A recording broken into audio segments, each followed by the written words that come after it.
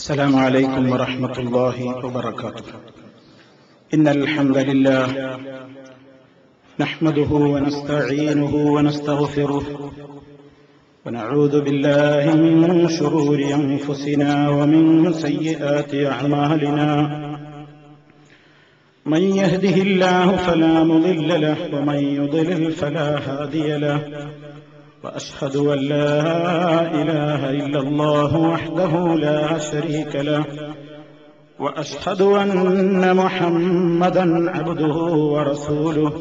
اللهم صل على محمد وعلى آل محمد كما صليت على إبراهيم وعلى آل إبراهيم إنك حميد مجيد.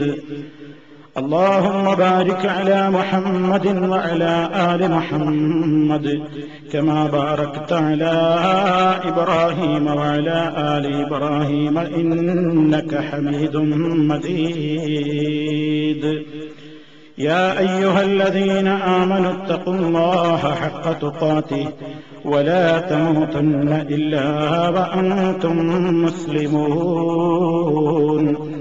أما بعد فإن خير الكلام كلام الله وخير الهدي هدي محمد صلى الله عليه وسلم وشر الأمور محدثاتها وكل محدثة بدعة وكل بدعة ضلالة. സ്നേഹമുള്ള സഹോദരന്മാരെ, സഹോദരികളെ, ജനാസ സംസ്കരണവുമായി ബന്ധപ്പെട്ടുകൊണ്ടുള്ള ഏതാനും ചില കാര്യങ്ങളായിരുന്നു കഴിഞ്ഞ നമ്മുടെ ക്ലാസിന്റെ അവസരത്തിൽ നമ്മൾ ചർച്ച ചെയ്തത്. ജനാസ കുളിപ്പിക്കുകയും അതുപോലെ തന്നെ കഫൻ ചെയ്യുകയും ചെയ്തതിന്റെ ശേഷം ഇനി ആ ജനാസ വഹിച്ചുകൊണ്ടുള്ള യാത്രയാണ്.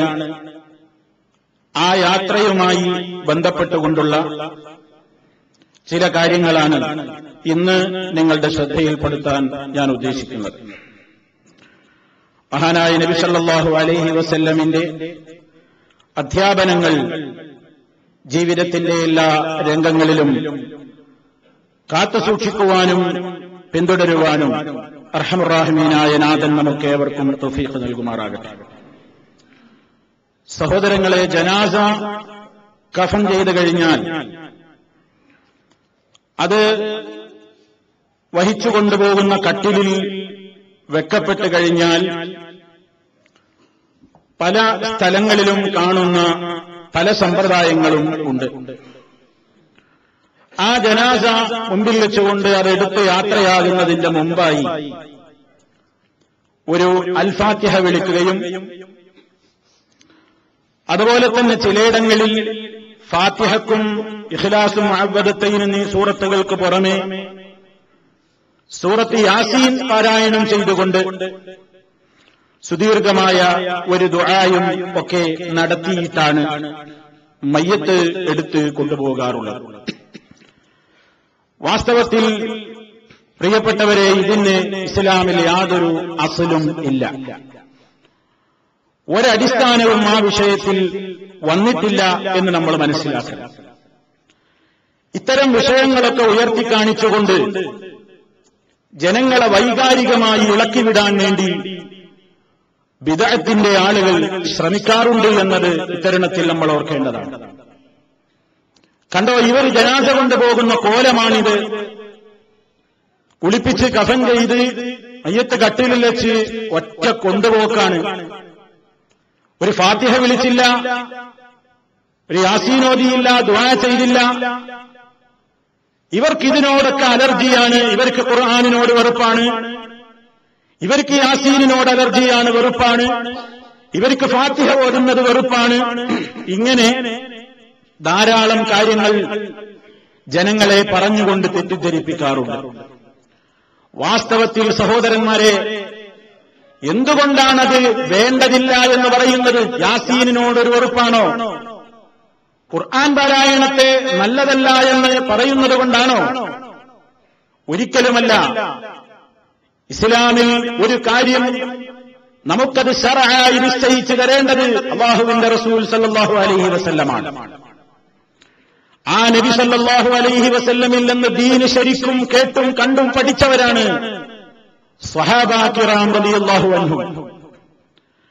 ആ സ്വഹാബത്തിന്റെ കാലത്ത് അതല്ലെങ്കിൽ നബി സല്ലല്ലാഹു അലൈഹി വസല്ലം തന്നെയുമോ ഏതെങ്കിലും ഒരു ജനാസ വഹിക്കപ്പെടുന്നതിന്റെ മുമ്പായിക്കൊണ്ട് കുളിപ്പിക്കുകയും കഫൻ ചെയ്യുകയും ഒക്കെ ചെയ്തതിന്റെ ശേഷം ഒരു പ്രത്യേകമായ അൽ ഫാത്തിഹ വിളിയോ അല്ലെങ്കിൽ ഒരു യാസീൻ ഓതലോ ഒരു പ്രത്യേക ദുആയോ അവിടുന്ന് നടത്തിയിട്ടില്ല.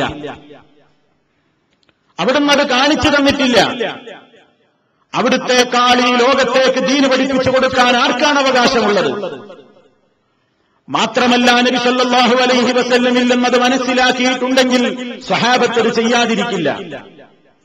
സ്വഹാബിമാർക്കും ആ പതിവില്ല. ജനാസ കുളിപ്പിച്ച് കഫൻ ചെയ്ത് മയ്യത്തെടുക്കുന്നതിന്റെ മുമ്പായി അവിടെ കൂടിയവരൊക്കെ യാസീൻ ഓതിയിട്ട് അതിന്റെ പ്രതിഫലം ഈ ആത്മാവിനെ എത്തിച്ചു കൊടുക്കണേ എന്ന് പറയുകയും പ്രത്യേകമായ പല രൂപത്തിലുള്ള ദുആകളുമൊക്കെ നടത്തുകയും ചെയ്യുന്ന സമ്പ്രദായം സഹാബിമാർക്കും പരിചയമില്ല. ഉണ്ടെങ്കിൽ അത് പറയേണ്ടതല്ലേ? ഇത് പറയുന്ന കക്ഷികൾക്ക് പോലും സഹീഹായ നിലക്കൊരു പ്രമാണം ഉദ്ധരിക്കാൻ ഈ വിഷയത്തിൽ സാധിച്ചിട്ടില്ല. നമ്മൾ മനസ്സിലാക്കണം, അല്ലാഹുവിന്റെ റസൂലിന്റെ സഹാബിമാർ അവരെല്ലാ ഖൈറിലേക്കും മുൻകടന്നവരാണ്. എല്ലാ ഖൈറുകളും മനസ്സിലാക്കുകയും ആ ഖൈറുകളൊക്കെ ചെയ്യുന്നതിൽ വലിയ ആവേശം കാണിക്കുകയും ചെയ്ത തലമുറയാണ് സഹാബാ കിറാമിന്റെ തലമുറ. അതുകൊണ്ട് തന്നെ ഹുദൈഫത്ത് റളിയല്ലാഹു തആല അൻഹു തന്നെ പറയുകയുണ്ടായി, കുല്ലു ഇബാദത്തിൻ ലം യതഅബ്ബദ്ഹാ അസ്ഹാബു റസൂലില്ലാഹി സ്വല്ലല്ലാഹു അലൈഹി വസല്ലം ഫലാ തഅബ്ബദൂഹാ ഫഇന്നൽ അവ്വല ലം യദഉ ലില്ലാഹി മഖാലാ. അദ്ദേഹം പറയാണ്, കുല്ലു ഇബാദത്തിൻ ലം യതഅബ്ബദ്ഹാ അസ്ഹാബു റസൂലില്ലാഹി സ്വല്ലല്ലാഹു അലൈഹി വസല്ലം. അല്ലാഹുവിന്റെ റസൂലിന്റെ സഹാബിമാർ ആചരിച്ചിട്ടില്ലാത്ത ഒരു എല്ലാ ഇബാദത്തുകളും ഫലാ തഅബ്ബദൂഹാ, നിങ്ങളത് ആചരിക്കാൻ പോകരുത്. നബി സല്ലല്ലാഹു അലൈഹി വസല്ലമിന്റെ സഹാബത്തിന് പരിചയമില്ലാത്ത ഒരു ഇബാദത്ത്, അത് പുണ്യകർമ്മം നല്ലത് എന്ന നിലയ്ക്ക് നിങ്ങൾക്ക് ചെയ്യാൻ പാടില്ല. കാരണം ഫഇന്നൽ അവ്വല ലം യദഉ ലില്ലാഹി മഖാലാ, മുൻഗാമികൾ കഴിഞ്ഞുപോയ ആളുകൾ പിൽക്കാലക്കാർക്ക് വേണ്ടി എന്തെങ്കിലും ഒരു വാക്ക് പറയാനുള്ള അവസരം ഇനി ബാക്കി വച്ചിട്ടില്ല. എല്ലാം പഠിപ്പിച്ചു തന്നുകൊണ്ടാണ് ഹബീബായ നബി സല്ലല്ലാഹു അലൈഹി വസല്ലം വിട പറഞ്ഞിട്ടുള്ളത്. അത് ഏറ്റെടുത്തവരാണ് സഹാബാ കിറാം റളിയല്ലാഹു അൻഹും. അതുകൊണ്ട് ജനാസ എടുക്കുന്നതിന്റെ മുമ്പായി ജനാസ മുന്നിൽ വെച്ചുകൊണ്ട് അൽ ഫാത്തിഹയും ഒരു യാസീനോ വിൽവട്ടും അതുപോലെ തന്നെ പിന്നെ പലരുടെയും ഹദറത്തുകളിലേക്ക് ഇങ്ങനെ അതിന്റെ കൂലി ഹദിയ ചെയ്തും പാർസൽ ചെയ്തുകൊണ്ടുമൊക്കെയുള്ള സുദീർഘമായ പ്രാർത്ഥനകളും, മാത്രമല്ല ആ പ്രാർത്ഥനകളിൽ തന്നെ അല്ലാഹുവിന്റെ റസൂലിന്റെ മാതൃകയില്ലാത്ത വിവിധ രൂപത്തിലുള്ള ശൈലികളും പല രൂപത്തിൽ പല മഹാന്മാരെ വിളിച്ചുകൊണ്ടുള്ള പ്രാർത്ഥനകളും അവരുടെയൊക്കെ ഹഖ് ജാഹ് ബർക്കത്ത് കൊണ്ട് ഇടവേടലും അങ്ങനെ പലതും അത്തരം മജ്‌ലിസുകളിൽ വേദികളിൽ ജനങ്ങൾ ചെയ്യാറുണ്ട്. പണ്ഡിതന്മാരെന്ന് പറയുന്നവർ ഇതിനൊക്കെ നേതൃത്വം കൊടുക്കാറുണ്ട്. അതുകൊണ്ട് പ്രിയപ്പെട്ടവരെ, അങ്ങനെ ഒരു സമ്പ്രദായമില്ല. ഇസ്ലാമിൽ പുതിയതായി കടത്തിക്കൂട്ടിയിട്ടുള്ള ഒരു സമ്പ്രദായമാണത്. അത് ഖുർആനിനോട് എതിർപ്പുണ്ടായിട്ടല്ല, യാസീനിനോട് എതിർപ്പുണ്ടായിട്ടല്ല, ഫാത്തിഹയോട് എതിർപ്പുണ്ടായിട്ടല്ല. അങ്ങനെ പറഞ്ഞ് തെറ്റിദ്ധരിപ്പിക്കാനേ മറുപക്ഷത്തിന് സാധ്യമാകാറുള്ളൂ. അല്ലെങ്കിൽ അല്ലാഹുവിന്റെ റസൂല് അല്ലെങ്കിൽ അവിടുത്തെ സ്വഹാബത്ത് ജനാസ മുമ്പിൽ വെച്ചുകൊണ്ട് യാസീൻ ഓതുകയും ദുആ ചെയ്യുകയും ചെയ്ത ഒരു സമ്പ്രദായം അവർ കാണിക്കേണ്ടതല്ലേ? അതാണല്ലോ അവർ നമ്മുടെ മുമ്പിൽ കാണിക്കേണ്ടത്. അല്ലെങ്കിൽ ജനങ്ങളോട് അവർ തുറന്നു പറയേണ്ടത് അതാണല്ലോ. അങ്ങനെ ഒരു സ്വഹീഹായ നിലക്കൊരു പ്രമാണം ആ വിഷയത്തിൽ വന്നിട്ടില്ല. പിന്നെ പലരും നല്ലതല്ലേ, ഒരു യാസീൻ ഓതല്ലേ, ഒരു ഫാത്തിഹല്ലേ, ആ ജനാസ എടുക്കപ്പെടുന്നതിന്റെ മുമ്പ് ആ ജനാസയുടെ മഗ്ഫിറത്തിന് വേണ്ടിയുള്ള ഒരു പ്രത്യേക പ്രാർത്ഥനയല്ലേ, എന്തിനതൊക്കെ മുടക്കണം എന്നൊക്കെ ചിലർ ന്യായം പറയാറുണ്ട്. പക്ഷേ നല്ലതല്ലേ എന്ന് പറഞ്ഞുകൊണ്ട് നമുക്കൊരു കാര്യമുണ്ടാക്കുവാൻ ഇസ്ലാമിൽ അനുവാദമില്ല. സാധ്യമല്ല. കാരണം അല്ലാഹുവിന്റെ റസൂലിന് തിരിയാത്ത ഒരു നല്ല കാര്യം നമുക്ക് തിരിഞ്ഞുവെന്നോ, സ്വഹാബത്തിന് മനസ്സിലാകാത്ത ഒരു നല്ല കാര്യം നമുക്ക് മനസ്സിലായി എന്നോ അതൊരിക്കലും നമുക്ക് ചിന്തിക്കാൻ പോലും സാധ്യമല്ല. അതുകൊണ്ട് ഇത്തരത്തിലുള്ള അനാചാരങ്ങൾ ഈ സമൂഹത്തിലുണ്ടാകുമ്പോൾ അവരോട് അതിന്റെ വസ്തുതകൾ ബോധ്യപ്പെടുത്തി കൊടുക്കൽ അനിവാര്യമാണെന്ന് നമ്മൾ മനസ്സിലാക്കണം. അതുപോലെ തന്നെ ജനാസ കുളിപ്പിച്ച റൂമിൽ, അതല്ലെങ്കിൽ ജനാസ കുളിപ്പിച്ച സ്ഥലത്ത് ലൈറ്റിട്ട് വെക്കുന്ന ഒരു സംവിധാനം ചിലയിടങ്ങളിലൊക്കെ കാണും. ചില സ്ഥലങ്ങളിൽ അങ്ങനെ കാണാം. ആ ബൾബ് ഓഫാക്കുകയില്ല, അവിടെ വിളക്ക് കത്തിക്കൊണ്ടേയിരിക്കും. ചിലയിടത്ത് പറയുന്നത് 24 മണിക്കൂർ തുടർച്ചയായി അവിടെ ലൈറ്റ് കത്തണം എന്നാണ്. ചിലയിടങ്ങളിൽ 3 ദിവസം തുടർച്ചയായി ലൈറ്റ് കത്തണം എന്നാണ്. ചിലയിടങ്ങളിൽ 7 വരെ തുടർച്ചയായി കുളിപ്പിച്ച റൂമിൽ ലൈറ്റ് കത്തണം എന്നാണ്. ഇതൊക്കെ ആരുണ്ടാക്കിയതാണ് പ്രിയപ്പെട്ടവരെ? ജനാസ കുളിപ്പിച്ച സ്ഥലത്ത് ഇങ്ങനെ 24 മണിക്കൂർ വിളക്ക് കൊളുത്തിയിരിക്കണം, അല്ലെങ്കിൽ ലൈറ്റ് ഓഫാക്കാൻ പാടില്ല എന്ന നിയമം ആര് കൊണ്ടുവന്നു? അങ്ങനെ സമൂഹത്തിൽ നിങ്ങളൊക്കെ വിവിധ നാടുകളിൽ നിന്നുള്ള പ്രതിനിധികളാണ്. നിങ്ങളുടെയൊക്കെ നാടുകളിൽ ഒരുപക്ഷേ ഈ ഉള്ളവൻ അറിഞ്ഞിട്ടില്ലാത്ത ഒട്ടേറെ അനാചാരങ്ങൾ ഇതുമായി ബന്ധപ്പെട്ടുകൊണ്ട് നടക്കുന്നുണ്ടാകാം. അറിഞ്ഞ വസ്തുതകളാണ് നിങ്ങളുടെ മുമ്പാകെ ശ്രദ്ധയിൽപ്പെടുത്തുന്നത്. ഇനിയും ഇവിഷയകമായി നിങ്ങൾക്ക് വല്ലതും അറിവുകൾ ഉണ്ടെങ്കിൽ, ഞങ്ങളുടെയൊക്കെ നാട്ടിൽ ഇങ്ങനെ കൂടി ചെയ്യാറുണ്ട് എന്നൊക്കെ നിങ്ങളുടെ അറിവുകളിൽ ഉണ്ടെങ്കിൽ നിങ്ങളത് അറിയിച്ചാൽ ഇൻഷാ അല്ലാഹ് നമ്മുടെ വിഷയ പരമ്പരയിൽ അതിനെക്കുറിച്ച് കൂടി ഉത്ബുദ്ധരാക്കാൻ നമുക്ക് അവസരമുണ്ടാകുന്നതൊരു നന്മയാണ് എന്നുകൂടി നിങ്ങളോട് ഓർമ്മപ്പെടുത്തുകയാണ്.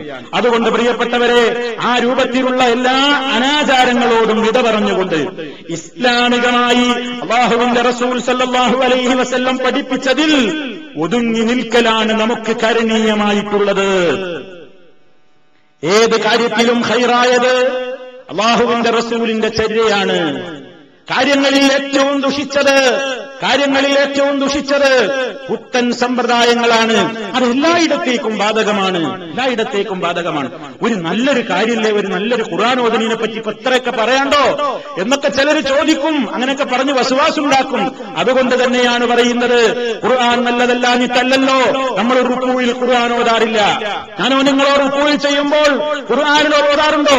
ഫാത്തിഹ ഓതാറുണ്ടോ റുക്കൂയിൽ ചെയ്യുമ്പോൾ? ഇല്ല. എന്താണ് കാരണം?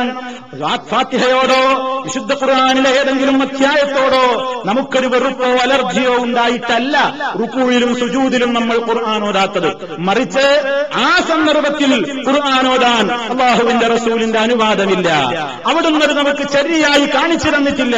അതുകൊണ്ട് നല്ലതല്ലേ എന്ന് വിചാരിച്ചുകൊണ്ട് എല്ലായിടത്തും നമുക്കായി ഓരോ ഇബാദത്തുകൾ നിർമ്മിക്കുവാനോ പുതിയത് കൊണ്ടുവരുവാനോ ഇസ്ലാമിൽ അനുവാദമില്ല എന്ന അടിസ്ഥാന തത്വം നമ്മളെപ്പോഴും ഓർത്തിരിക്കണം.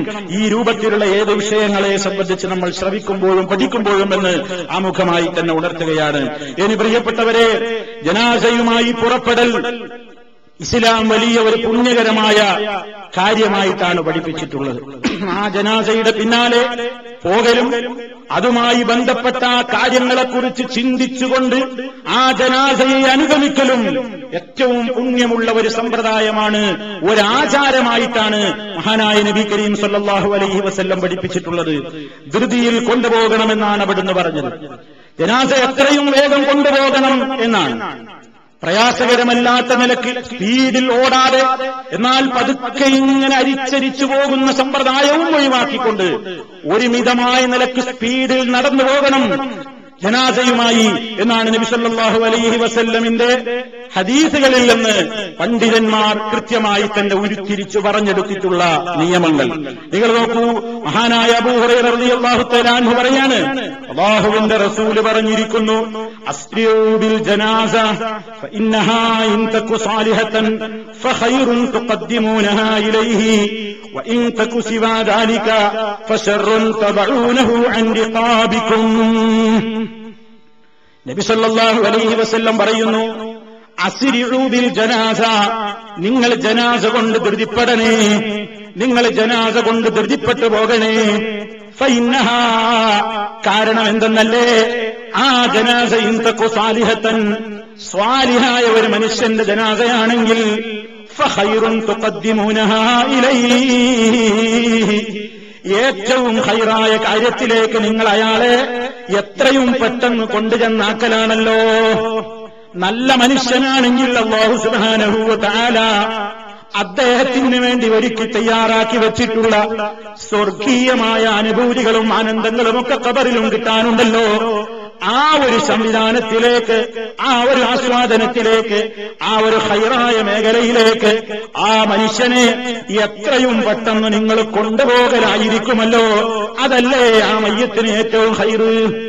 ഇനി വൈൻ തക്കുശിവാദാലിക്ക സ്വാലിഹല്ലാത്ത ഒരു മനുഷ്യനാണെങ്കിൽ, അതല്ലെങ്കിൽ തെമ്മാടിയായ ധിക്കാരിയായ ഏതെങ്കിലും ആളുകളാണെങ്കിൽ ഫശർറുൻ തദഊനഹു അൻ റിഖാബിക്കും, നിങ്ങളുടെ പിരടികളിൽ നിന്ന് ആ ഷർറിനെ എത്രയും പെട്ടെന്ന് ഇറക്കി വെക്കാമല്ലോ. നിങ്ങൾ നോക്കൂ, അതൊരു ഷർറാണ്. എത്രയും വേഗം അത് കഴുത്തുനിന്ന് പെരടിന്ന് ഒഴിവാക്കിക്കൂടെ? ഈ ഹദീസ് വിശദീകരിച്ചുകൊണ്ട് ഇമാം നവവി പറയുന്നു, മഅനാഹു, പറഞ്ഞതിന്റെ അർത്ഥം അന്നഹാ ബഈദത്തും മിനർ റഹ്മത്തി, ആ മയ്യത്ത് അല്ലാഹുവിന്റെ സർവ്വ റഹ്മത്തിൽ നിന്നും വിദൂരമാക്കപ്പെട്ട മയ്യത്താണ്. ശർറായ മയ്യത്താണെങ്കിൽ, സ്വാലിഹായ മനുഷ്യനല്ലെങ്കിൽ മോശപ്പെട്ട മനുഷ്യനാണ്, ധിക്കാരിയാണ്, തെമ്മാടിയാണ്, ഫാസിഖാണ്, അള്ളാന്റെ നിയമങ്ങൾ അനുസരിച്ച് ജീവിച്ച മനുഷ്യനല്ല, അള്ളാന്റെ നിയമങ്ങൾക്കെതിരെ പ്രവർത്തിച്ചവനാണ്.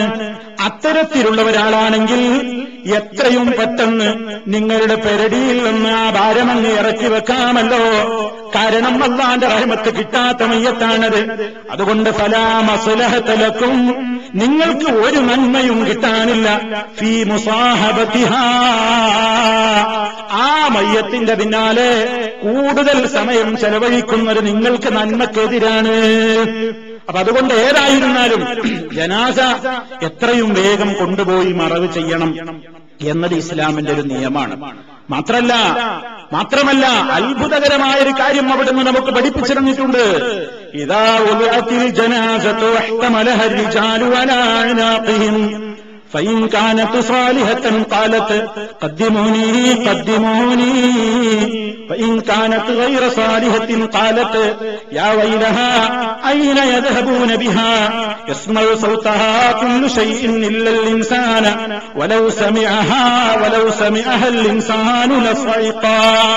ഇമാം ബുഖാരി അവിടുത്തെ സഹീഹുൽ ഉദ്ധരിക്കുകയാണ്, ഇദാ ഉദിഅത്തിൽ ജനാസതു, റസൂൽ സല്ലല്ലാഹു അലൈഹി വസല്ലം പറയുകയാണ്, ജനാസ വെക്കപ്പെട്ട് കഴിഞ്ഞാൽ അതാ മയ്യത്തെടുത്ത് കട്ടിലിൽ വെക്കപ്പെടുകയും വഹ്തമലഹ റിജാൽ, പുരുഷന്മാർ അതിനെ ചുമന്നുകൊണ്ടുപോവുകയും ചെയ്യുന്നതായാൽ അലാ അനാഖിഹിം, അവരുടെ പെരടികളിന്മേൽ, ചുമലുകളിന്മേൽ അത് വഹിച്ചു കൊണ്ടുപോകുമ്പോൾ.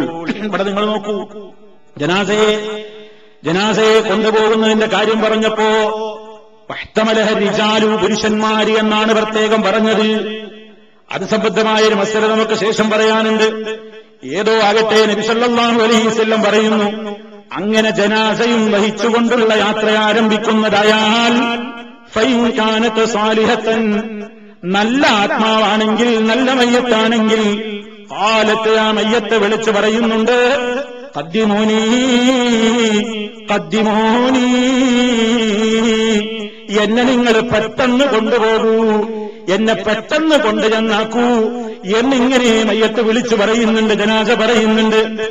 വഇൻ കാനത് ഗൈറ സാലിഹത്തിൻ, നല്ലതല്ലാത്ത ചീത്തയായ മനുഷ്യന്റെ ആത്മാവാണെങ്കിൽ, മയ്യത്താണെങ്കിൽ, കാലത്തെ അത് വിളിച്ചു പറയുന്നുണ്ട്, യാ വൈലഹാ, നാശമേ, കഷ്ടമേ, അയിന യദ്ഹബൂന ബിഹാ,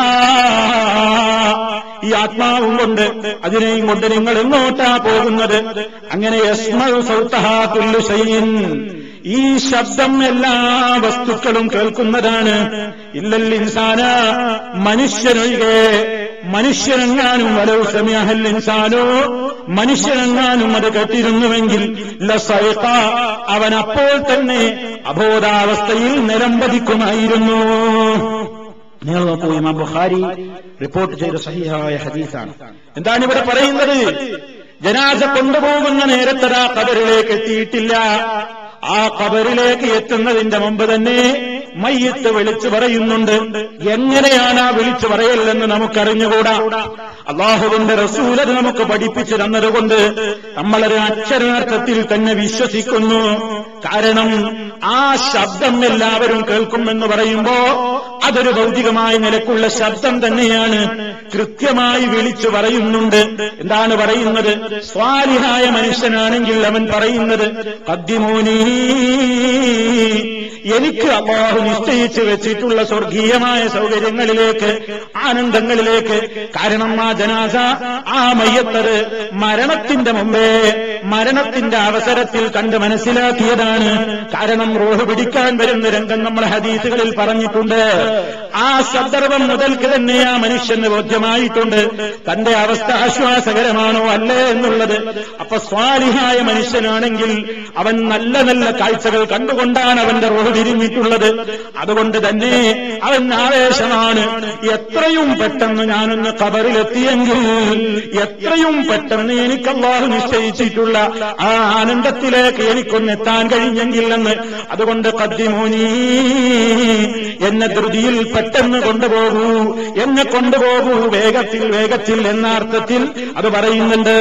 അതേ അവസരത്തിൽ കാഫിറായ ഫാസിഖായ മനുഷ്യനാണെങ്കിൽ മരണത്തിന്റെ നേരത്ത് തന്നെ അയാൾ മനസ്സിലാക്കി കഴിഞ്ഞിട്ടുണ്ട് തന്റെ പോക്ക് എങ്ങോട്ടാണ്, തന്റെ അവസ്ഥ എന്താണ്. തന്റെ റൂഹ് പിടിക്കുന്ന നേരത്ത് തന്നെ അയാൾക്ക് ബോധ്യമായി കഴിഞ്ഞിട്ടുണ്ട്. അതുകൊണ്ട് പറയുന്നത് എങ്ങോട്ട് കൊണ്ടുപോകുന്നു? കൊണ്ടുപോകല്ല, എന്നെ അങ്ങോട്ട് കൊണ്ടുപോകല്ല എന്ന് വിളിച്ച് ആർത്ത് കരഞ്ഞ് അട്ടഹസിക്കുന്നു. എത്ര ജനാസ നമുക്ക് മുമ്പിലൂടെ കടന്നുപോയി, എത്ര ജനാസകളുടെ പിന്നാലെ നമ്മൾ നടന്നുപോയി, എത്ര ജനാസകൾക്ക് നമ്മൾ സാക്ഷ്യം വഹിച്ചു. പക്ഷേ ഇന്ന് വരെ ഒരു ശബ്ദവും നമ്മൾ കേട്ടിട്ടില്ലല്ലോ. പിന്നെ എന്തായി പറഞ്ഞതെന്ന സംശയം തോന്നാൻ സാധ്യതയുള്ളതുകൊണ്ട് സല്ലല്ലാഹു അലൈഹി വസല്ലം അതിന്റെ അവസ്ഥ വിശദീകരിച്ചു തരുകയാണ്. ബാക്കി ഭാഗത്ത് യസ്മഉ സൗതഹാ, ആ ശബ്ദം കേൾക്കുക തന്നെ ചെയ്യുന്നതാണ്. കുല്ലു ശൈഇൻ, എല്ലാ വസ്തുക്കളും കേൾക്കുന്നതാണ്. ഇല്ലൽ ഇൻസാന, മനുഷ്യനൊഴികെ. മനുഷ്യനത് കേൾക്കാനുള്ള പ്രാപ്തിയില്ല. അവനെങ്ങാനും ആ ശബ്ദം കേൾക്കുകയാണെങ്കിൽ അത് താങ്ങാനാവാതെ പേടിച്ച് അവൻ അബോധാവസ്ഥയിൽ പ്രജ്ഞേറ്റ് നിലം പതിക്കുക തന്നെ ചെയ്യുന്നതാണെന്ന് നബി സല്ലല്ലാഹു അലൈഹി വസല്ലം പറയുന്നു. അല്ലാഹു നമ്മെ സാലിഹീങ്ങളിൽ ഉൾപ്പെടുത്തുമാറാകട്ടെ. പ്രിയപ്പെട്ടവരെ, ആ വിളിച്ചു പറയലൊക്കെ എന്താണ്, എങ്ങനെയാണ് അതിന്റെ രൂപം, ഒന്നും നമുക്കറിയില്ല. അല്ലാഹുവിന്റെ റസൂല് പറഞ്ഞത് മുഴുവൻ നമ്മൾ വിശ്വസിക്കുന്നു. അത് ഹഖാണ്. അവിടുന്ന് പഠിപ്പിച്ചത് മുഴുവൻ ഹഖാണ്. നമ്മുടെ ബുദ്ധിക്ക് യോജിച്ചാലും ഇല്ലെങ്കിലും ശരി, എന്റെ യുക്തിക്ക് അംഗീകരിക്കാൻ സാധിച്ചാലും ഇല്ലെങ്കിലും ശരി, അവിടുന്ന് പഠിപ്പിച്ചത് മുഴുവൻ ഹഖാണ്. കാരണം വമായംതിഖുഅനിൽ ഹവാ, സ്വന്തം ഇച്ഛപ്രകാരം അവിടുന്ന് സംസാരിക്കാറില്ല, സംസാരിച്ചിട്ടില്ല. ഇൻഹുവ ഇല്ലാ വഹ്യുൻ യൂഹാ, അല്ലാഹുവിന്റെ വഹയി കിട്ടിയിട്ടല്ലാതെ അവിടുന്ന് പറയാറില്ല. അതുകൊണ്ട് നമ്മളെപ്പോഴും പറയുന്നത് അഷ്ഹദു അന്ന മുഹമ്മദർ റസൂലുള്ളാഹ് എന്ന് പറയുമ്പോ അല്ലാഹുവിന്റെ റസൂല് പഠിപ്പിച്ചതൊക്കെ സത്യമാണ് എന്ന് നമ്മൾ അംഗീകരിക്കുകയാണ്. അപ്പൊ ഇത് നടക്കാൻ പോകുന്ന ഒരു യാഥാർത്ഥ്യമാണ്. ഇത് നബി സല്ലല്ലാഹു അലൈഹി വസല്ലം നമുക്ക് കൃത്യമായി തന്നെ പഠിപ്പിച്ചിരുന്നിരിക്കുകയാണ്. ഇനി പ്രിയപ്പെട്ടവരെ, ഈ ജനാസയെ അനുഗമിക്കൽ വളരെ പുണ്യകരമായ സംഗതിയാണ്. ജനാസയുടെ പിന്നാലെ പോകുന്നത് വളരെയേറെ പുണ്യമുള്ള കാര്യമാണ്. നബി സല്ലല്ലാഹു അലൈഹി വസല്ലം പറഞ്ഞില്ലേ, ഹഖ്ഖുൽ മുസ്ലിമി അലൽ മുസ്ലിമി സിത്തുൻ, ഒരു മുസ്ലിമിന് മറ്റൊരു മുസ്ലിമിനോട് കുറെ ബാധ്യതകളുണ്ട്. 6 ബാധ്യതകൾ നബി സല്ലല്ലാഹു അലൈഹി വസല്ലം പറയുകയുണ്ടായി. 6 ബാധ്യതകളിൽ ഒന്ന്, അവിടുന്ന് പല കാര്യങ്ങൾ എണ്ണി പറയുന്നു. നീ കണ്ടാൽ സലാം ചൊല്ലണം തുടങ്ങി കുറെ കാര്യങ്ങൾ പറഞ്ഞിട്ട് അവിടുന്ന് പറയാണ്, ഇദാ മാത ഫത്തബിഉഹു, ആ മനുഷ്യൻ, മുസ്ലിമായ മനുഷ്യൻ മരിച്ചു കഴിഞ്ഞാൽ നീ ആ മനുഷ്യന്റെ ജനാസയെ നീ അനുഗമിക്കണം. അപ്പൊ ജനാസയുടെ പിന്നാലെ പോവുക, ജനാസയുടെ പിന്നാലെ പോവുക എന്നത് ഏറ്റവും പുണ്യമുള്ള ഒരു കാര്യമാണ്. അതിലൂടെ നമുക്ക് പരലോക ചിന്തയും ഉണ്ടാകും. സല്ലല്ലാഹു അലൈഹി വസല്ലമിന്റെ മറ്റൊരു വാചകത്തിൽ കാണാം, ഊദുൽ മരീദ, നിങ്ങൾ രോഗിയെ സന്ദർശിക്കണേ. തബിഉൽ ജനായിസ, ജനാസകളെ നിങ്ങൾ പിന്തുടരുകയും ചെയ്യണേ. തുദക്കിറുക്കുമുൽ ആഖിറ, അത് നിങ്ങൾക്ക് പരലോകത്തെക്കുറിച്ചുള്ള ഓർമ്മയുണ്ടാക്കുന്നു. പാരത്രിക ജീവിതത്തെക്കുറിച്ചും മരണത്തെക്കുറിച്ചുമൊക്കെയുള്ള ചിന്തയില്ലായ്മയാണ് നമ്മുടെയൊക്കെ ജീവിതത്തിൽ നിന്ന് വന്നു പറ്റിയിട്ടുള്ള ഏറ്റവും വലിയ അബദ്ധം. അതുകൊണ്ട് തന്നെ ഒരു രോഗിയെ കാണാൻ പോകുമ്പോ, അതുപോലെ തന്നെ ഒരു മയ്യത്ത് സന്ദർശിക്കുമ്പോ, അതുപോലെ ഒരു ജനാസയുടെ പിന്നാലെ നമ്മൾ നടന്നു പോകുമ്പോ, ഒരു ജനാസയെ അനുഗമിക്കുമ്പോ, അതിന് സാക്ഷ്യം വഹിക്കുമ്പോ ഒക്കെ നമ്മുടെയും മനസ്സിൽ എന്ത് വരുന്നു? ഈ നിലക്കുള്ള ഒരു പാരത്രിക ബോധവും മരണചിന്തയും തികട്ടി വരുന്നു. അതുകൊണ്ടത് ചെയ്യാൻ പറഞ്ഞു. അതേ അവസരത്തിൽ ക്ഷമയുടെയും സഹനത്തിന്റെയും ഒക്കെ കാര്യത്തിൽ, അതുപോലെ തന്നെ പല രൂപത്തിലുള്ള പരിമിതികളുമുള്ളവരായതുകൊണ്ട് സ്ത്രീ സമൂഹത്തോട് പുരുഷന്മാരോട് പറഞ്ഞതുപോലെ ഇങ്ങനെ ജനാസ വഹിച്ചുകൊണ്ട് പോകാനോ, ജനാസ തോളിലേറ്റ് നടക്കാനോ, ജനാസയുടെ ഒപ്പം പോകാനോ സ്ത്രീകളോട് നിർദ്ദേശിക്കപ്പെട്ടിട്ടില്ല. ഉമ്മു അത്തിയ റളിയല്ലാഹു തആല അൻഹ പറയുന്നുണ്ട്, ഹീനാനിത്തിബായിൽ ജനായിസി വലം യഅസം അലൈനാ, ജനാസകളെ പിന്തുടർന്നു പോകുന്നത് ഞങ്ങളോട് വിലക്കപ്പെട്ടിരിക്കുന്നു. ഞങ്ങളോട് അങ്ങനെ പോകണ്ടെന്നാ പറഞ്ഞത്. അങ്ങനെ ജനാസയുടെ പിന്നാലെ പോകുന്ന ആ ഒരു പ്രത്യേക അവസ്ഥ സ്ത്രീ സമൂഹത്തോട് പ്രത്യേകം ഇസ്ലാം നിർദ്ദേശിച്ചിട്ടില്ല. അതേ അവസരത്തിൽ വലം യഅസം അലൈനാ, ഞങ്ങളോടത് കണിശമായി അങ്ങനെ വിരോധിച്ചിട്ടുമില്ല. എന്ന് പറഞ്ഞാൽ എന്താണ്? സ്ത്രീകളെ സംബന്ധിച്ചിടത്തോളം ജനാസ വഹിക്കലും അതിന്റെ പിന്നാലെ പോകലും അവർക്ക് ഹറാമാണെന്ന് പറയാൻ വകുപ്പില്ല. എന്നാൽ അവർക്ക് സുന്നത്തുമല്ല, ഹറാമല്ല, സുന്നത്തുമല്ല. ഈ അവസരത്തിൽ വല്ലവരും അങ്ങനെ പോകുന്നുവെങ്കിൽ അതൊരു അനുവദനീയതയുടെ പട്ടികയിൽ മാത്രമാണ് പെടുന്നത് എന്നാണ്.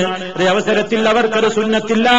എന്നാൽ പോകരുത് എന്ന് കൽപ്പിക്കപ്പെട്ടെങ്കിലും കണിശമായി ഞങ്ങളോടത് ഹറാമാക്കുന്ന രൂപത്തിൽ പറഞ്ഞിട്ടുമില്ല എന്ന് ഉമ്മു അത്തിയ റളിയല്ലാഹു തആല അൻഹയുടെ ആ സംഭവത്തിൽ നിന്ന് മനസ്സിലാക്കാൻ സാധിക്കും.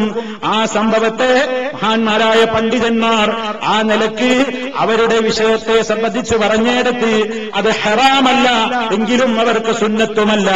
ഏതെങ്കിലും സ്ത്രീ അങ്ങനെ എപ്പോഴെങ്കിലും പോകുന്നുവെങ്കിൽ അതൊരു അനുവദനീയം മാത്രമാണ്. അവരുടെ കാര്യത്തിൽ അവർക്കത് പ്രത്യേകം സുന്നത്തോ പ്രോത്സാഹിപ്പിക്കപ്പെട്ട കാര്യമോ അല്ല എന്ന് നമുക്ക് മനസ്സിലാക്കുവാൻ സാധിക്കും. ഇനി പ്രിയപ്പെട്ടവരെ, അനുഗമിക്കൽ രണ്ട് രൂപത്തിലുണ്ട് നമുക്കതിന്റെ പുണ്യം കിട്ടാൻ. രണ്ട് രൂപത്തിൽ നമുക്ക് ജനാസ അനുഗമിച്ച പുണ്യം നേടാം. ഒന്ന് പരിപൂർണമായ പ്രതിഫലത്തിന്റെ രൂപമാണ്. പരിപൂർണമായും നമുക്ക് ജനാസയുടെ പിന്നാലെ പോയതിന്റെ പ്രതിഫലം നമുക്ക് കിട്ടണമെങ്കിൽ മുഴുവൻ സമയവും അതിന്റെ ഒപ്പമുണ്ടായിരിക്കണം.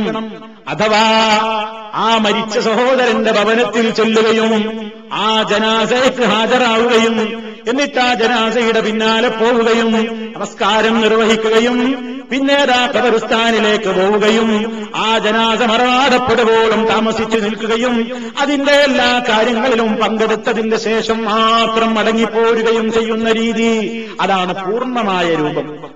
അതാണ് പൂർണ്ണമായ രൂപം.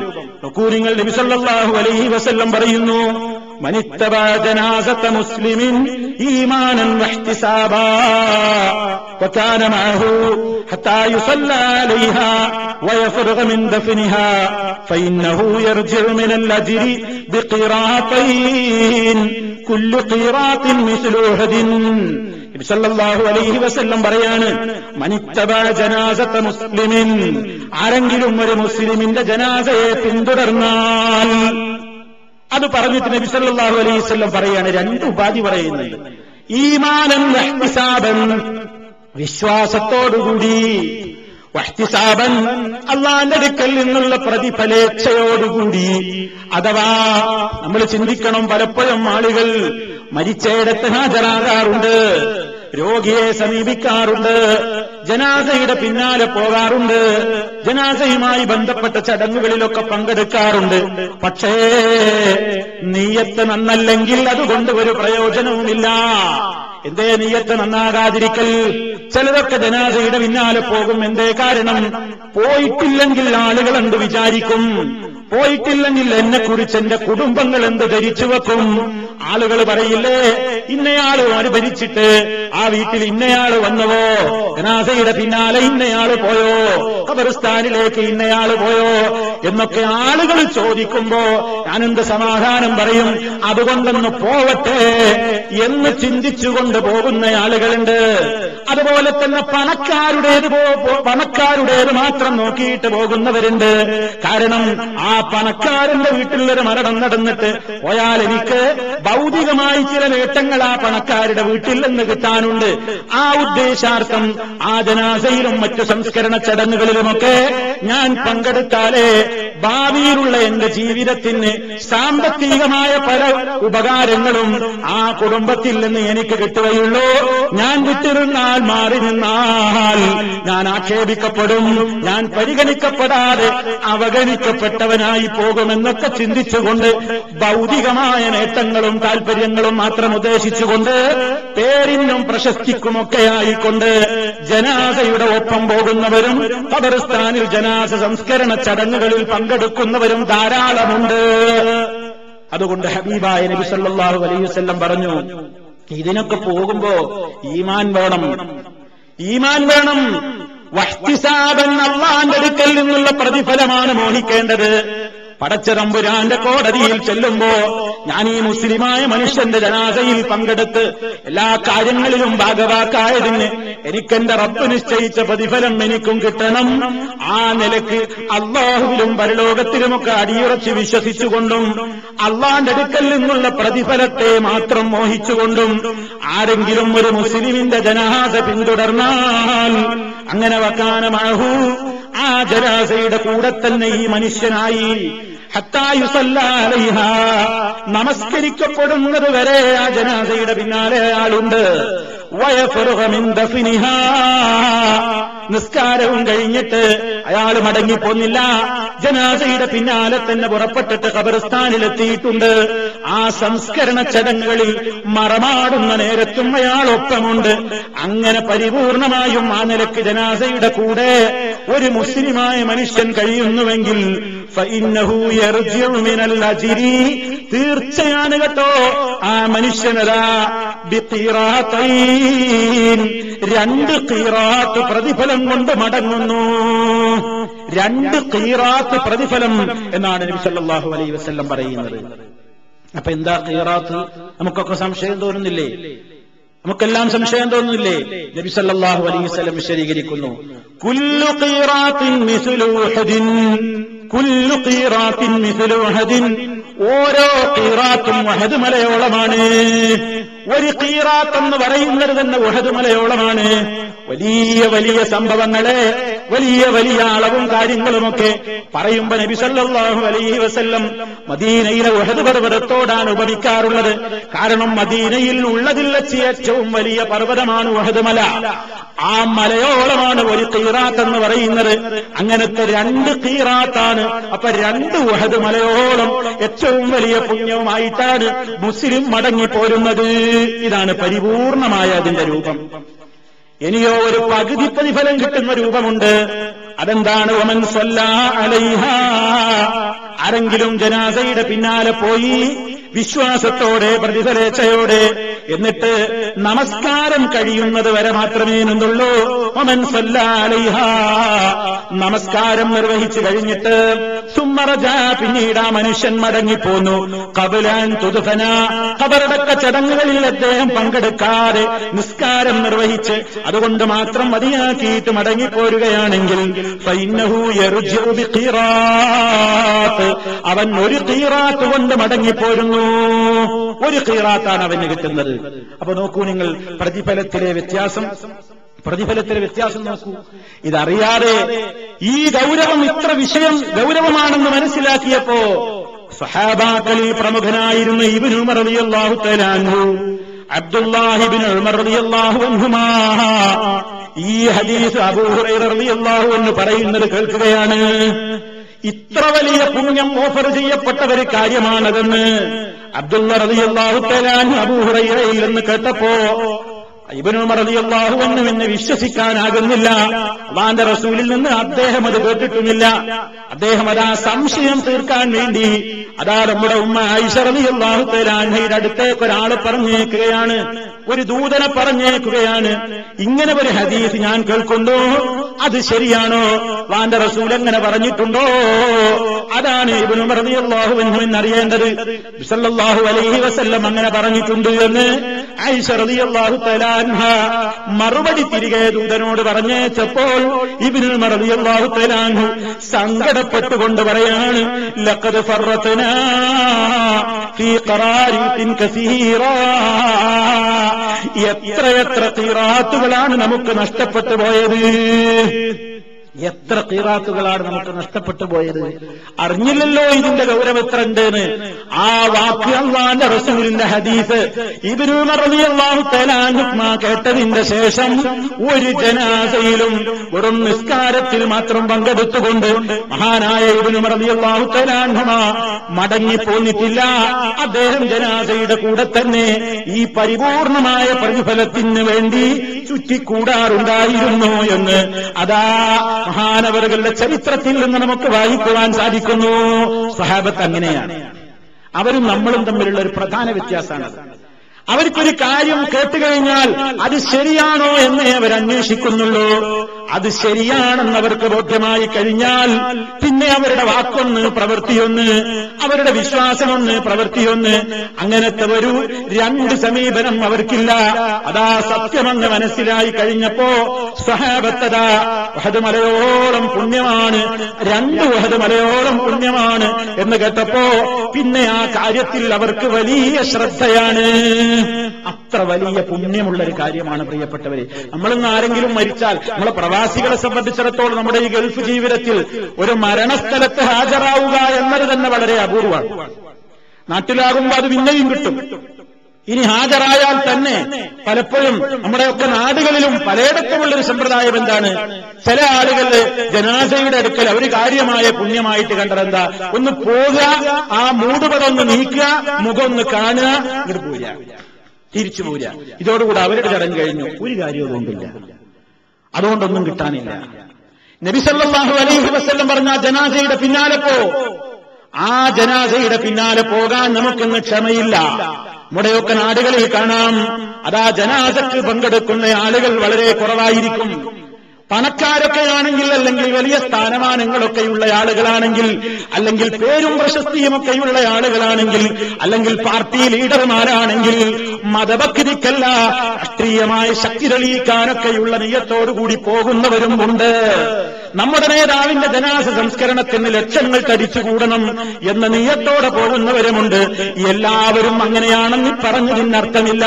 ഞാൻ നേരത്തെ പറഞ്ഞതുപോലെ വിവിധങ്ങളായ ലക്ഷ്യങ്ങൾക്ക് വേണ്ടി മരിച്ചയിടത്ത് പോകുന്നവരും ജനാസയെ പിന്തുടരുന്നവരും നിസ്കാരത്തിന് ഹാജരാകുന്നവരും ഖബർസ്ഥാനിൽ ഹാജരാകുന്നവരും ഒക്കെയുണ്ട് എന്നേ സൂചിപ്പിച്ചിട്ടുള്ളൂ.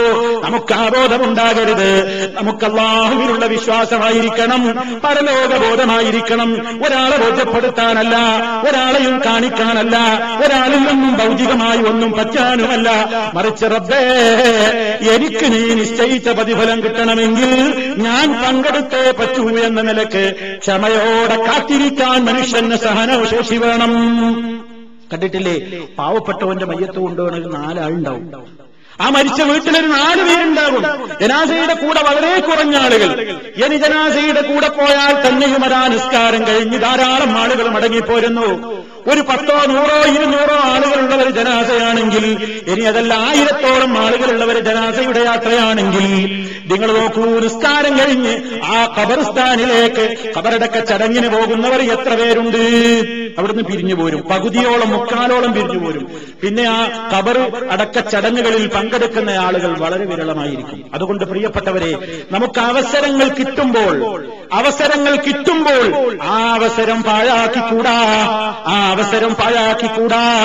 നിങ്ങൾ കണ്ടിട്ടില്ലേ ഇവിടെയൊക്കെ അതാ മയ്യത്ത് കുളിപ്പിക്കാനും അതുപോലെ തന്നെ കഫൻ ചെയ്യാനും ആ ജനാസയുടെ പിന്നാലെ പോകാനും ഖബറടക്ക ചടങ്ങുകളിൽ പങ്കെടുക്കാനുമൊക്കെ ഇവിടെയുള്ള ഒരുപാട് അറബ് സഹോദരങ്ങൾ ആ മയ്യത്ത് അവരുടെ കുടുംബക്കാരായിട്ടല്ല, ഏതെങ്കിലും പരിചയക്കാരായിട്ടല്ല, അങ്ങനെ ഒരു അവസരം കിട്ടുമ്പോൾ അല്ലാഹുവിന്റെ അടുക്കൽ ഞങ്ങൾക്ക് പുണ്യം കിട്ടുന്ന ഒരു സൽക്കർമ്മമാണല്ലോ എന്ന ഈമാനോടുകൂടി എത്രയോ അറബ് സഹോദരങ്ങൾ അവർക്കൊരു പരിചയവുമില്ലാത്ത ജനാസയുടെ പിന്നാലെ പോകുന്നതും ഖബറടക്ക ചടങ്ങുകളിൽ പങ്കെടുക്കുന്നതും നിത്യസംഭവമായി നമ്മൾ ഇവിടെ കാണാറില്ലേ? ആ ഒരു ചിന്ത നമുക്കില്ല. നമുക്ക് അവസരം കിട്ടിയാലും നമുക്ക് വേണ്ട, ക്ഷമല്ല. ഒന്ന് പോയി കണ്ടു, ആരെയൊക്കെ ബോധ്യപ്പെടുത്താനൊന്ന് പോയി പോന്നു എന്ന് മാത്രം. അതല്ലാതെ ഈ പുണ്യം ഉദ്ദേശിച്ചുകൊണ്ട് പങ്കെടുക്കുന്ന ആളുകൾ കുറഞ്ഞു വരുന്ന ഒരു ലോകത്താണ് നമ്മൾ ഉള്ളതെങ്കിൽ പ്രിയപ്പെട്ടവരെ, ആ ഒരു രോഗം നമ്മെ ബാധിച്ചുകൂടാ. ആ ഒരു രൂപത്തിലുള്ള ഈമാനിക ദൗർബല്യം നമ്മെ പിടികൂടിക്കൂടാ എന്ന് പ്രത്യേകം ഓർമ്മപ്പെടുത്തുന്നു. അപ്പൊ നിങ്ങൾ നോക്കൂ, ഏറ്റവും പ്രധാനപ്പെട്ട ഒരു കാര്യമാണ് ഇങ്ങനെ അനുഗമിക്കലും നമസ്കാരത്തിൽ പങ്കെടുക്കലും ഖബറടക്ക ആ സമ്പ്രദായത്തിൽ ആ അവസരത്തിൽ നമ്മുടെ സാന്നിധ്യം അവിടെ ഉണ്ടാകലുമൊക്കെ ഏറെ പുണ്യമുള്ള ഒരു കാര്യമായിട്ടാണ് നമ്മൾ മനസ്സിലാക്കേണ്ടത്. ഇനി പ്രിയപ്പെട്ടവരെ, അനുഗമിക്കുന്ന ആളുകൾ ശ്രദ്ധിക്കേണ്ടുന്ന ചില കാര്യങ്ങൾ മഹാനായ നബി സല്ലല്ലാഹു അലൈഹി വസല്ലം പറഞ്ഞിട്ടുണ്ട്. എന്താണ് അവിടെ നിന്ന് പറഞ്ഞത്? പല സമൂഹത്തിലും ജനാസ കൊണ്ടുപോകുമ്പോ, മയ്യത്ത് കൊണ്ടുപോകുമ്പോ പല രൂപത്തിലുള്ള സംസ്കാരങ്ങളുണ്ട്. ബാൻഡ് മുട്ടിയിട്ട് മയ്യത്ത് കൊണ്ടുപോകുന്ന സമൂഹമുണ്ട്. കുഴൽ വിളിച്ചുകൊണ്ട് ജനാസ കൊണ്ടുപോകുന്ന സമൂഹങ്ങളുണ്ട്. ചെണ്ട മുട്ടിയിട്ട് വാദ്യതാളമേളങ്ങളോടുകൂടി, അതുപോലെ തന്നെ മനുഷ്യന്റെ മനസ്സിന് വലിയ ദുഃഖം ഘനീഭവിപ്പിക്കുന്നു എന്ന് തോന്നിക്കുന്ന നിലക്കുള്ള സംഗീത ശബ്ദങ്ങളിലൂടെ ജനാസയുടെ ഒപ്പം പോകുന്ന ആളുകളുണ്ട്. അങ്ങനെ ശബ്ദമുയർത്തി പോകുന്ന ആളുകളുണ്ട്. വർത്തമാനം പറഞ്ഞു പോകുന്ന ആളുകളുണ്ട്. അതുപോലെ തന്നെ പല രൂപത്തിൽ സംസാരിച്ചുകൊണ്ട് നടക്കുന്ന ആളുകളുണ്ട്. ഇസ്ലാമികമായി ആ ഘട്ടത്തിൽ നമ്മൾ എന്താണ് ചെയ്യേണ്ടത്? ജനാസയുടെ പിന്നാലെ പോകുമ്പോ അതാ നമ്മൾ ചെയ്യേണ്ടത് എന്താണ്? ഖുർആൻ ഓതുകയാണോ? ദിക്റുകൾ ചൊല്ലുകയാണോ? ക്രൈസ്തവർ അവരുടെ ശവമഞ്ചത്തോടൊപ്പം ബൈബിൾ വചനങ്ങൾ, വിലാപകാവ്യങ്ങളുമൊക്കെ അതുപോലെ തന്നെ സ്തോത്രങ്ങളുമൊക്കെ ചൊല്ലിയിട്ട് പോകാറുണ്ട്. അതുപോലെ തന്നെ സംഗീതം ഉപയോഗപ്പെടുത്തിക്കൊണ്ട് പോകാറുണ്ട്. ജനാസയുടെ പിന്നാലെ പോകുമ്പോ വളരെ അടക്കമാണ് വേണ്ടത്, ഒതുക്കമാണ് വേണ്ടത്, മൗനമാണ് വേണ്ടത്, ചിന്തയാണ് വേണ്ടത്. മഹാനായ നബി സല്ലല്ലാഹു അലൈഹി വസല്ലമിന്റെ സഹാബത്തിന്റെ സമ്പ്രദായം, കാന അസ്ഹാബുൻ നബി സല്ലല്ലാഹു അലൈഹി വസല്ലം, അല്ലാഹുവിന്റെ റസൂലിന്റെ സഹാബിമാരുടെ പതിവെന്താണ്? യക്റഹൂന റഫ്അ സൗതി ഇൻദൽ ജനായിസ്, ജനാസയുടെ കൂടെ അല്ലെങ്കിൽ ജനാസയുടെ അരികിൽ അവർ ശബ്ദമുയർത്തുന്നതിനെ അവർ വെറുക്കാറുണ്ടായിരുന്നു.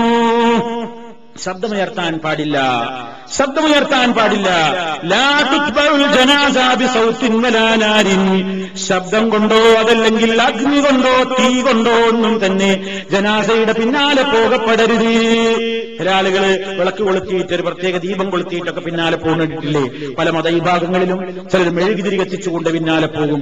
ഇങ്ങനെ വെളിച്ചത്തിന്റെ ആവശ്യാർത്ഥം, രാത്രി ഒരു ജനാസ കൊണ്ടുപോകുകയാണെങ്കിൽ വെളിച്ചത്തിന്റെ ആവശ്യാർത്ഥം ചിലപ്പോൾ തീ കത്തിക്കേണ്ടി വന്ന ഒരു കാലഘട്ടം ഉണ്ടായിട്ടുണ്ട്. അതല്ല ഉദ്ദേശിക്കുന്നത്.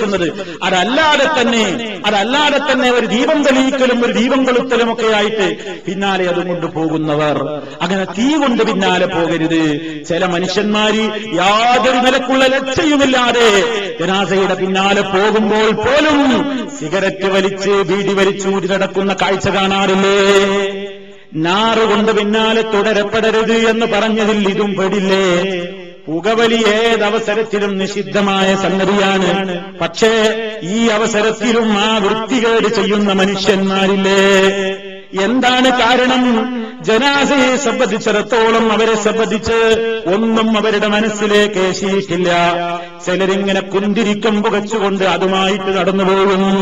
അതുപോലെ തന്നെ ഉലുവാൻ പുകച്ചുകൊണ്ട് അതിൽ തീയിട്ട് ഉലുവാൻ പുകച്ചുകൊണ്ട് സാമ്പ്രാണി പുകച്ചുകൊണ്ടൊക്കെ പിന്നാലെ നടക്കാറുണ്ട്. അതൊന്നും പാടില്ലാത്തതാണ്. ജനാസയുടെ പിന്നാലെ പോകുമ്പോ വളരെയേറെ ചിന്തയോടുകൂടിയാണ് പോകേണ്ടത്. ലാ ഇലാഹ ഇല്ലല്ലാഹ് എന്നിങ്ങനെ തഹ്ലീൽ ചൊല്ലിക്കൊണ്ട് ചിലരെ മയ്യത്തിന്റെ പിന്നാലെ പോകാറുണ്ട്. ഒരാൾ ചൊല്ലിക്കൊടുത്ത മറ്റുള്ളവരിങ്ങനെ ഏറ്റു ചൊല്ലിക്കൊണ്ട് ലാ ഇലാഹ ഇല്ലല്ലാഹ് എന്നും ചൊല്ലിക്കൊണ്ട് ജനാസയുടെ പിന്നാലെ ആളുകൾ പോകാറുണ്ട്. ശരിയല്ല, ശരിയല്ല പ്രിയപ്പെട്ടവരെ. ജനാസയുടെ പിന്നാലെ അങ്ങനെ പോകാൻ പാടില്ല. ലാ ഇലാഹ ഇല്ലല്ലാഹയോട് വെറുപ്പുണ്ടായിട്ടല്ല, അല്ലാഹുവിന്റെ റസൂല് നമുക്കത് പഠിപ്പിച്ചു തന്നിട്ടില്ല. നിങ്ങൾ നോക്കൂ, അലി റളിയല്ലാഹു തആല അൻഹു അതാ അബൂ സഈദ് റളിയല്ലാഹു തആല അൻഹുവിനോട് പഠിപ്പിച്ചു കൊടുക്കുകയാണ്. യാ അബാ സഈദ്, ഓ അബൂ സഈദേ, ഇദാ മശൈത ഖൽഫ അഖീകൽ മുസ്ലിം, മുസ്ലിമായ ഒരു മനുഷ്യന്റെ ജനാസയുടെ പിന്നാലെ നീ അനുഗമിക്കുമ്പോ ഫൻസിത്,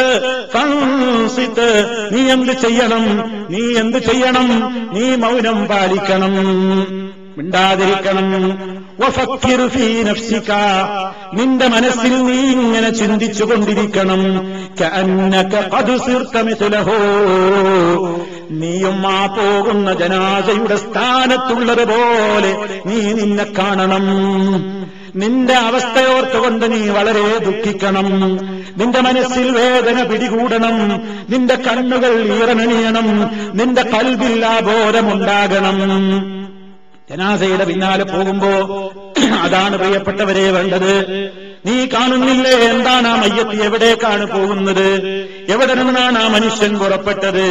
അല അയ്യുഹന്നാസി ലിയൗമി റഹീലിഹി അറാക അനിൽ മൗത്തിൽ മുഫർരീഖി ലാഹിയാ അലം തഅ്തബിർ ബില്ലാഹിനീന ഇലൽ ബലാ وتركيهم الدنيا جميعا كما هي ولم يخرجوا إلا بقطن وخرقة وما عامروا من منزل ظل خاليا وأنت غدا أو بعده في جوارهم وحيدا فريدا في المقابر ثاويا.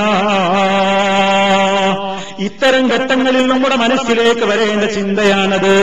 മരണത്തെക്കുറിച്ച് മറന്നുപോയ മനുഷ്യ, നിന്റെ മുമ്പിലൂടെ ജനാസകൾ എത്രയാണ് കടന്നു പോകുന്നത്, എത്രയെത്ര ആളുകളുടെ ജനാസയാണ് നിന്റെ മുന്നിലൂടെ പോകുന്നത്.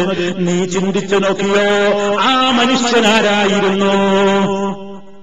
നിന്നെപ്പോലെ ഒരു മനുഷ്യൻ, വജ്ജയും മാംസവുമുള്ള മനുഷ്യൻ, ഭാര്യയും മക്കളും അതുപോലെ തന്നെ ഭർത്താവും എല്ലാവരും ഉണ്ടായിരുന്ന ഒരു മനുഷ്യൻ, സുഖങ്ങളുടെ ലോകത്ത് ജീവിച്ച മനുഷ്യൻ, ഇപ്പൊ എന്താണ് അയാളുടെ കൈമുതൽ? വലം യഖ്റുജു ഇല്ലാ ബിഖുത്നിൻ വഖിർഖത്തിൻ വമാ അമറു മിൻ മൻസിലിൻ വല്ല ഖാലിയാ. എത്ര വലിയ പണക്കാരനാവട്ടെ, എത്ര വലിയ പണക്കാരി പെണ്ണാവട്ടെ, എന്താണ് കൊണ്ടുപോകുന്നത്? കഫൻ പുടവയിൽ പൊതിയപ്പെട്ട ശരീരത്തിൽ എന്താണ് ബാക്കിയുള്ളത്? വല്ലതും ബാക്കിയുണ്ടോ? ദുനിയാവിൽ വെട്ടിപ്പിടിച്ച വല്ല സമ്പത്തുമുണ്ടോ? എന്താണ് ആ മനുഷ്യന് തുണയായിട്ടുള്ളത്? അദ്ദേഹത്തിന്റെ അമലല്ലാതെ. അയാൾ കെട്ടിയുണ്ടാക്കിയ ജീവിതത്തിലെ സമ്പാദ്യം മുഴുവൻ സ്വരുക്കൂട്ടിയിട്ടുണ്ടാക്കിയ അയാളുടെ ഭവനം അതാ മറ്റുള്ള അവകാശികൾക്ക് വിട്ട് കാലിയാക്കിക്കൊണ്ട് ആ മനുഷ്യൻ ഇറങ്ങിപ്പോകേണ്ടി വന്നില്ലേ? അതുകൊണ്ട് വാൻതാവതൻ, മനുഷ്യ ഇന്നല്ലെങ്കിൽ നാളെ നീയും അതാ ഈ മനുഷ്യനെ പോലെ യാത്ര പോയി വഹീദൻ ഫരീദൻ ഫിൽ മഖാബിരി താദിയാ. ഖബർസ്ഥാനിൽ മഖബറയിൽ നീ ഒറ്റക്ക് പോയി കിടക്കേണ്ട ദിവസത്തെക്കുറിച്ച് നീ ചിന്തിച്ചുവോ? ആ ബോധത്തോടെ ജനാസയുടെ പിന്നാലെ പോകണം. ആ ബോധത്തോടെ ജനാസയുടെ പിന്നാലെ പോകണം. ബുർദബൈത്ത് ചൊല്ലിക്കൊണ്ടല്ല ജനാസയുടെ പിന്നാലെ പോകേണ്ടത്. ഖുർആൻ ഓതിക്കൊണ്ടല്ല ജനാസയുടെ പിന്നാലെ പോകേണ്ടത്. ദിക്റുകൾ ചൊല്ലിക്കൊണ്ടല്ല, ആ നിലയ്ക്ക് ശബ്ദമുയർത്തിക്കൊണ്ടല്ല, മറിച്ച് അല്ലാഹുവിനെ സംബന്ധിച്ചുള്ള ദിക്ർ അതവന്റെ കൃത്യമായി അവന്റെ മനസ്സിലുണ്ടാകണം. മരണബോധമുണ്ടാകണം. അലി റളിയല്ലാഹു തആല എന്ന് പറഞ്ഞത് കേട്ടില്ലേ? നീ മിണ്ടാതിരുന്നോ? നിന്റെ മനസ്സിൽ ഇങ്ങനെ നീ ചിന്തിച്ചോ? നീയും അതുപോലെ തന്നെ ഒരു ദിവസം ആകാനുള്ളയാളാണെന്ന ബോധത്തോടെ അതായിരുന്നു മുൻഗാമികൾ ചെയ്തിട്ടുള്ളത്. നമ്മൾ പറഞ്ഞു വന്നത് ജനാസയുമായി ബന്ധപ്പെട്ടുകൊണ്ടുള്ള വിഷയങ്ങളാണ്. ജനാസയുടെ കൂടെ നടന്നു നീങ്ങുന്ന സന്ദർഭത്തിൽ മഹാനായ നബി സല്ലല്ലാഹു അലൈഹി വസല്ലമിന്റെയും സഹാബിമാരുടെയും ഒക്കെ പതിവ് വളരെയേറെ ദുഃഖം കലർന്ന മനസ്സുമായും വളരെയേറെ മൗനം പൂണ്ട അവസ്ഥയിലുമായിരുന്നു എന്ന് ധാരാളം റിപ്പോർട്ടുകളിൽ നമുക്ക് കാണുവാൻ സാധിക്കും. നബി സല്ലല്ലാഹു അലൈഹി വസല്ലമിനെ സംബന്ധിച്ച് റിപ്പോർട്ട് ചെയ്യപ്പെട്ടിട്ടുണ്ട്. കാന ഇദത്തബഅ ജനാസതൻ അക്സറ സുംത വറുഇ അലൈഹിൽ കആബ വഅക്സറ ഹദീസൻ നഫ്സി. അവിടുന്ന് ജനാസയെ അനുഗമിക്കുന്ന നേരത്ത് വളരെയേറെ മൗനം പാലിക്കാറുണ്ടായിരുന്നു. സുദീർഘമായ മൗനമായിരുന്നു അവിടുത്തേക്കുണ്ടായിരുന്നത്.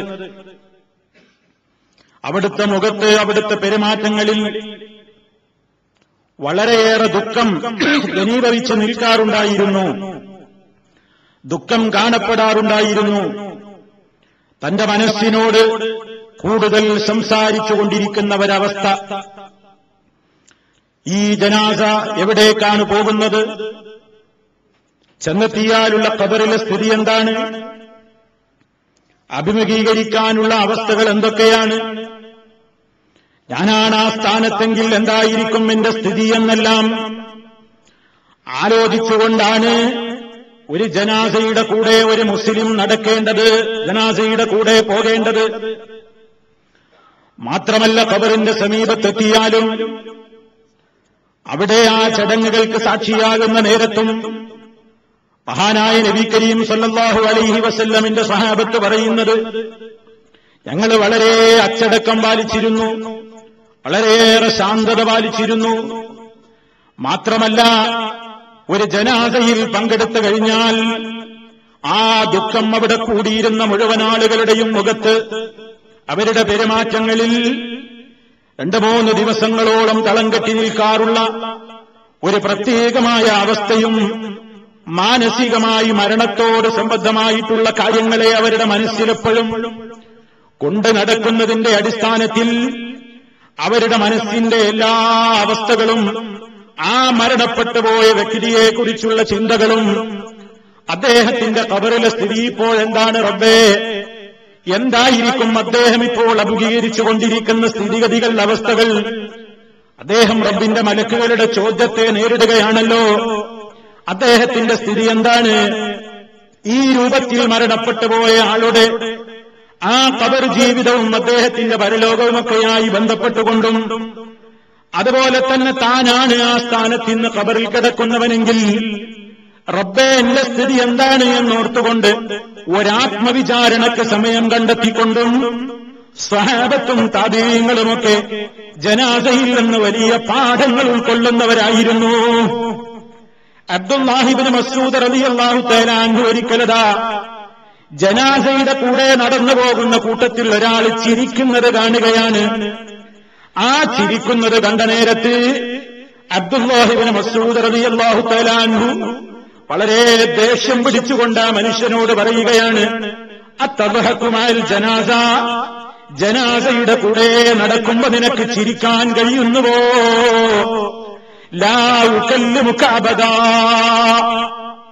അല്ലാഹുവിന്റെ ദീനിനെതിരെ പ്രവർത്തിക്കുന്ന കക്ഷികളോട്, നബി സല്ലല്ലാഹു അലൈഹി വസല്ലമിന്റെ അധ്യാപനങ്ങൾക്കെതിരെ പ്രവർത്തിക്കുന്ന ആളുകളോട് സ്വഹാബിമാരുടെ തീക്ഷ്ണത നിങ്ങൾ കാണൂ. ഇവിടെ അബ്ദുല്ലാഹി ഇബ്നു മസ്ഊദ് റളിയല്ലാഹു തആല അൻഹു ഈ മനുഷ്യനോട് അതിനെ സംബന്ധിച്ച് ഗൗരവത്തോടെ താക്കീത് കൊടുത്തിട്ട് പറയുകയാണ്, ലാ ഉകല്ലിമുക അബദാ, ഞാനിനി നിന്നോട് മിണ്ടുന്നതല്ല. അയാളുമായുള്ള സംസാരം വടിയാനും ഞാൻ നീയുമായൊരു സംസാരമില്ല, കാരണം നീ റസൂൽ സല്ലല്ലാഹു അലൈഹി വസല്ലമിന്റെ അധ്യാപനത്തിന് എതിര് പറഞ്ഞവനാണ്, അതിന് എതിര് നിന്നവനാണ് എന്നും പറഞ്ഞുകൊണ്ട് സ്വഹാബിയായ അബ്ദുല്ലാഹി ഇബ്നു മസ്ഊദ് റളിയല്ലാഹു തആല അൻഹു അതിനെ ഗൗരവത്തോടെ എതിർക്കുകയാണ്. എത്രത്തോളം പണ്ഡിതന്മാര് രേഖപ്പെടുത്തുകയാണ്, കരിഹൽ ഉലമാഉ, പണ്ഡിതന്മാര് വെറുത്തിട്ടുണ്ട്, അൻ യതകല്ലമ അഹദുൻ ഫിൽ ജനാസ, ജനാസയുടെ കൂടെ പ്രിയപ്പെട്ടവരെ നമ്മൾ നടന്നു പോകുമ്പോ, നമ്മളൊരു മരണ വീട്ടിലാവട്ടെ, അതല്ലെങ്കിൽ ഖബർസ്ഥാനിലേക്ക് ജനാസയുടെ പിന്നാലെ പോകുമ്പോഴാവട്ടെ, സംസാരിക്കാനേ പാടില്ല. വലാ യഖൂലുൽ ഖായിലു ഇസ്തഗ്ഫിറൂ ലിഅഖീകും, നിങ്ങളുടെ അതാ മഞ്ചമിൽ ഏറിക്കൊണ്ടു പോകുന്ന, ആ മയ്യത്ത് കട്ടിലിൽ ഏറിക്കൊണ്ട് യാത്രയാകുന്ന സഹോദരന് വേണ്ടി നിങ്ങൾ പൊറുക്കലിനെ തേടണേ എന്നതുപോലും പറഞ്ഞ് സംസാരമുണ്ടാക്കാനോ ശബ്ദമുണ്ടാക്കാനോ പാടില്ല. ഫഖദ് സമിഅ അബ്ദുല്ലാഹി ഇബ്നു ഉമർ റളിയല്ലാഹു അൻഹുമാ, ഇബ്നു ഉമർ റളിയല്ലാഹു തആല അൻഹു മഹാനവറുകൾ ഒരിക്കൽ കേട്ടു, റജുലൻ, ഒരാളതാ ഫീ ജനാസത്തിൻ യസീഹു, ഒരു ജനാസയുടെ അടുക്കൽ ഹാജരായപ്പോൾ, ഒരു ജനാസയുമായി പോകുന്ന നേരത്ത് ഒരു മനുഷ്യൻ ഇങ്ങനെ ഉറക്കെ വിളിച്ചു പറയുന്നത് ഇബ്നു ഉമർ റളിയല്ലാഹു അൻഹുവിന്റെ ശ്രദ്ധയിൽപ്പെടുകയാണ്. എന്താണ് അയാൾ വിളിച്ചു പറയുന്നത്? ഇസ്തഗ്ഫിറൂ ലി അഖീകും, നിങ്ങളുടെ ഈ മരണപ്പെട്ട സഹോദരന് വേണ്ടി നിങ്ങൾ പൊറുക്കലിനെ തേടണേ എന്ന് ഉറക്കെ വിളിച്ചു പറഞ്ഞപ്പോ ഇബ്നു ഉമർ റളിയല്ലാഹു തആല അൻഹുമാ ഈ മനുഷ്യനോട് പറയുകയാണ്, ദേഷ്യം പിടിച്ചിട്ട് പറയുന്നു, ലാ ഗഫറല്ലാഹു ലക്, അള്ള നിനക്ക് പൊറുത്തു തരാതിരിക്കട്ടെ, അള്ള നിന്നോട് പൊറുക്കാതിരിക്കട്ടെ എന്ന് പറയുന്നത് ഗൗരവത്തിൽ പറഞ്ഞതാണ്. അഥവാ ഈ സമയം മൗനം പാലിക്കേണ്ട നേരമാണ്. മരണചിന്തയിൽ മനസ്സിങ്ങനെ മഥിച്ചുകൊണ്ട് ആ പോകുന്ന മനുഷ്യന്റെ സ്ഥിതി എന്താണ്, ഇനി ഞാൻ എന്റെ സ്ഥിതി എന്താണ്, ഈ രണ്ടുപേരുടെയും പാരത്രികമായ ലോകത്തിന്റെ സ്ഥിതി എന്താണ്, ഇങ്ങനെ മരണചിന്തയെ സംബന്ധിച്ച്, മരണാനന്തരം അഭിമുഖീകരിക്കേണ്ടി വരുന്ന ഖബറിലെ സ്ഥിതിഗതികളെ സംബന്ധിച്ച്, മഹ്ശറിനെ സംബന്ധിച്ച് ഇതൊക്കെ ചിന്തിച്ചുകൊണ്ട് മനസ്സ് ശാന്തമായി സമാധാനത്തോടെ മൗനമായി കൊണ്ട് നടക്കേണ്ട സ്ഥാനത്ത് ഇസ്തഗ്ഫിറൂ ലി അഖീകും, അവന് വേണ്ടി പൊറുക്കലിനെ ചോദിക്കൂ എന്ന് പറഞ്ഞുകൊണ്ട് ശബ്ദമുണ്ടാക്കുന്നത് പോലും, അങ്ങനെ പറഞ്ഞുകൊണ്ട് സംസാരിക്കുന്നത് പോലും വെറുക്കപ്പെട്ട സംഗതിയാണെന്ന് സ്വഹാബത്ത് നമുക്ക് പഠിപ്പിച്ചു തരുന്നു.